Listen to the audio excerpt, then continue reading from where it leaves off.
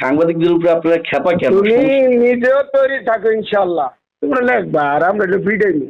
শরীয়তপুরে পেশাগত দায়িত্ব পালনকালে বিএনপি ও অঙ্গ সংগঠনের নেতাকর্মীদের বিরুদ্ধে 3 সাংবাদিককে মারধর এবং মোবাইল ফোন ছিনিয়ে নেওয়ার গুরুতর অভিযোগ উঠেছে। মঙ্গলবার সকালে জেলা প্রশাসকের কার্যালয়ের সামনে অনুষ্ঠিত এক প্রতিবাদ সমাবেশে সংবাদ সংগ্রহ করতে গেলে এই অপ্রীতিকর ঘটনার সৃষ্টি হয়। আহত সাংবাদিকেরা হলেন নিউজ 24 ও জাগো নিউজের জেলা প্রতিনিধি বিধান মজুমদার, দৈনিক এদিনের জেলা প্রতিনিধি মোহাম্মদ বরকতুল্লাহ এবং দ্য ডেইলি স্টারের জেলা প্রতিনিধি জাহিদ হাসান। প্রত্যক্ষদর্শী ও ভুক্তভোগীদের অভিযোগ, সমাবেশের ছবি ও ভিডিও ধারণের সময় অতর্কিতভাবে তাদের উপর হামলা চালানো হয়।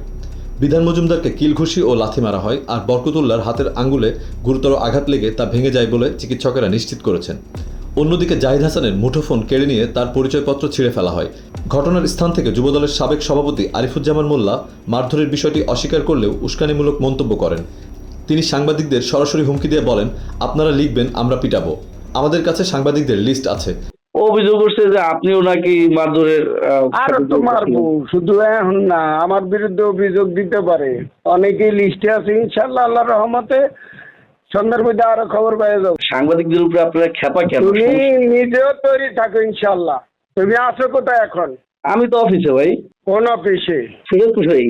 আচ্ছা বসো, আসতে। এটা কি কত মানুষ কত কথা কইছে, তুমি অনেক কথা কইছো, বাসার কথা কয়, রাজীব কথা কইছে, এটা আবার বাল ছিঁড়ে গেছে। তোমরা লিখবা আর আমরা একটু ফিডাইনি।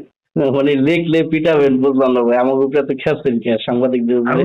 না, আমার কথা হলো যে তুমি আমারে ফোন করছো, তোমার নিজের পিছনটা আর সিএসটা দেখো, তো তোমাকে ওই প্রেস ক্লাবে সুদিও না, ওর মধ্যেও নেই।